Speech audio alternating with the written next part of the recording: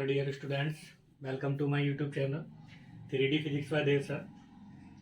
जो बच्चे हमारे चैनल पर नए हैं, चैनल को सब्सक्राइब कर लें और बेल आइकन को दबा दें, जिससे आपको आने वाली नई वीडियो का नोटिफिकेशन जल्द से जल्द मिल सके। बच्चों, चैप्टर चल रहा था हमारा वैद्युत धारिता। हाँ, तो धारिता मतलब अब हम उस पर पहुंच चुके हैं, संधारित्रों का संयोजन। देखिए, संधारित्र का संयोजन होता है दो प्रकार का। कितने प्रकार का? दो प्रकार का होता है। नंबर एक, श्रेणी क्रम संयोजन। श्रेणी क्रम संयोजन, श्रेणी क्रम का मतलब होता है एक सीधी लाइन में कई सारे संधारित्र लगे हुए हैं। देखिए, इस प्रकार से दो तीन संधारित्र हैं।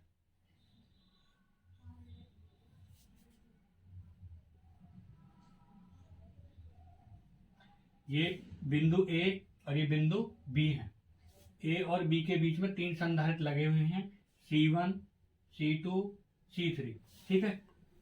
प्लस क्यू आवेश दिया जाता है प्रेरण के द्वारा किसी स्रोत से। ठीक, इसके बीच विभवांतर कितना? V1। इसके बीच विभवांतर कितना? V2। और इसके बीच विभवांतर कितना? V3। और कुल विभवांतर कितना है बिंदु ए और बी के बीच में? कितना है? B। ठीक, अब क्या है समझने जरा। तीन संधारित्र हैं। अब प्लस क्यू आवेश C1 की पहली प्लेट को प्लस क्यू आवेश, दूसरी प्लेट पर कितना हो जाता है? माइनस क्यू आवेश उत्पन्न हो जाता है। इसी प्रकार C2 की पहली प्लेट पर प्लस क्यू, दूसरी पर माइनस क्यू। C3 पर पहली प्लेट पर प्लस क्यू, दूसरी पर माइनस क्यू। कहने का क्या मतलब है कि समान रूप से आवेश क्या हो जाता है? वितरित हो जाता है। ठीक है, तो श्रेणी क्रम में क्या हो रहा है? तो समान आवेश हो रहा है, विभवांतर क्या हो रहा है? अलग अलग। देखो, माना तीन संधारित्र C1, C2 एंड C3 बिंदुओं ए व बी के बीच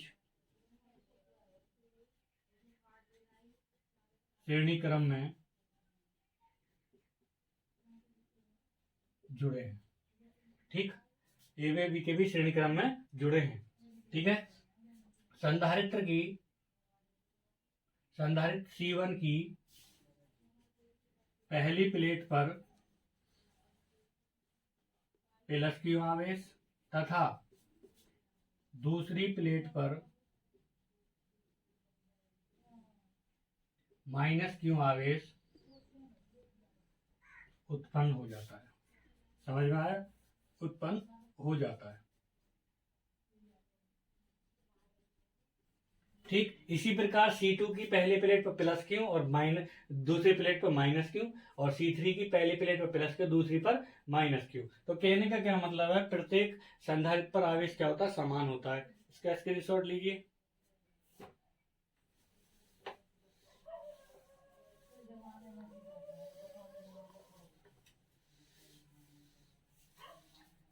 तो क्या है? संधारित्रों की प्लेटों के बीच आवेश समान तथा विभवांतर भिन्न भिन्न होंगे। तो जो चीज भिन्न भिन्न होगी उसी को प्राप्त करेंगे। तो V बराबर होता है Q अपॉन C। तो V1 आवेश समान है, Q अपॉन C1 समीकरण 1। V2 बराबर Q अपॉन C3 समीकरण 2। और V3 बराबर कितना है? Q अपॉन C3 समीकरण नंबर 3। अब हम क्या करते हैं? कुल विभवांतर निकालते हैं। तो देखो, कुल विभवांतर V बराबर V1 plus V2 plus V3, तीनों को जोड़ देते हैं। समीकरण 1, 2, 3 से मान रख दो। समीकरण 1, 2 और 3 से क्या करने पर? मान रखने पर। तो V बराबर कितना आएगा? Q upon C1, Q upon C2, Q upon C3। Common कितना ले लें? Q। कितना आएगा? 1 upon C1, 1 upon C2, 1 upon C3। ये V बराबर चल रहा है, इसको मान लेते हैं हम समीकरण नंबर 1। सबकी समझ में आया? अब हम क्या करते हैं? यदि यहां देखो, यदि तुल्य धारिता C हो तब Q बराबर कितना आ जाएगा, सॉरी B बराबर कितना आएगा, Q अपॉन C, समीकरण नंबर B। सबकी समझ में आया। अब हम क्या करते हैं, B का मान Q अपॉन C समीकरण A में रख देते हैं। यह समीकरण A बराबर क्या करते हैं, B। स्क्रीनशॉट लीजिए इसका।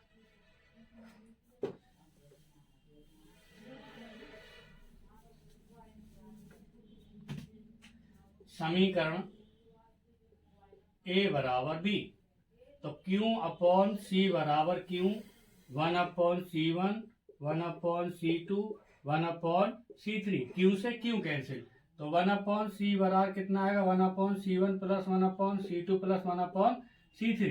अब हम क्या देखते हैं कि किसी संधारित्र की तुल्य धारिता का व्युत्क्रम अलग अलग संधारित्र के व्युत्क्रमों के योगफल के बराबर होता है। परिभाषा देखो क्या बनती है, क्या, यदि कई संधारित्र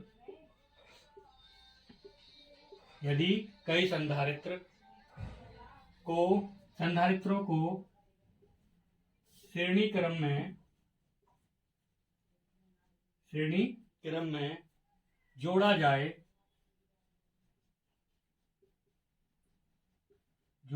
जाए तो उनकी तुल्य धारिता का व्युत्क्रम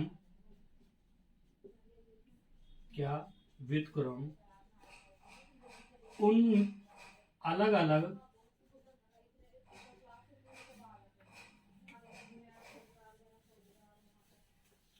अलग धारिताओं के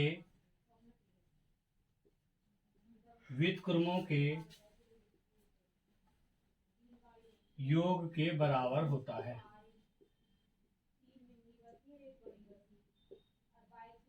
समझ में आया। ये था हमारा श्रेणी क्रम का फॉर्मूला, और इस पर आधारित बहुत सारे न्यूमेरिकल हैं जो बोर्ड एग्जाम में अक्सर पूछे जाते हैं।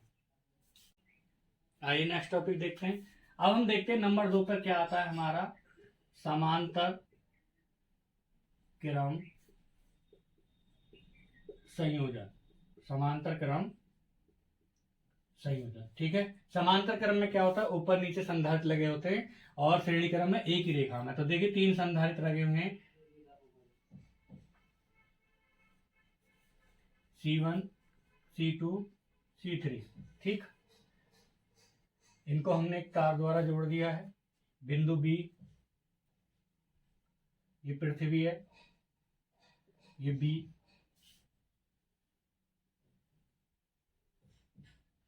ये A बिंदु है, ठीक। इस पर प्लस क्यू आवेश है। तो अब क्या करते हैं, प्लस क्यू आवेश संधारित्र पर जाकर बढ़ जाता है। पहले प्लेट पर प्लस क्यू आवेश, दूसरी पर माइनस Q1 आवेश। संधारित्र C2 की पहली प्लेट पर Q2 आवेश माइनस Q2 आवेश। संधारित्र C3 की Q3 आवेश पहली प्लेट पर, और इस पर माइनस के Q3 आवेश, ठीक। और इनके बीच में विभवांतर कितना, बिंदु A और B के बीच में विभवांतर कितना, B है, ठीक है।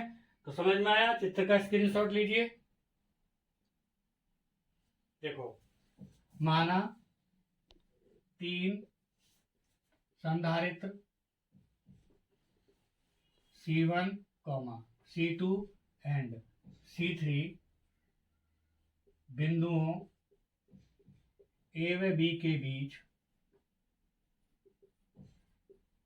समांतर क्रम में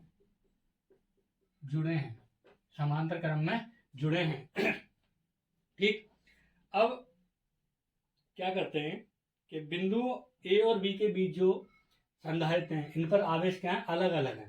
तो देखो, तीनों संधारित्रों के बीच आवेश भिन्न भिन्न और विभवांतर क्या है, समान है। यानी समांतर क्रम में क्या होता है, समांतर क्रम में विभवांतर तो होता है समान और आवेश होते हैं अलग अलग। श्रेणी क्रम में इसका उल्टा होता है, ठीक है। आवेश कैसा होता है, समान, और विभवांतर होते हैं अलग अलग। तो जो चीज अलग अलग है उसी को ज्ञात करेंगे। इसमें आवेश क्या है, अलग अलग, तो हम आवेश का मान ज्ञात करते हैं। स्क्रीनशॉट लीजिए।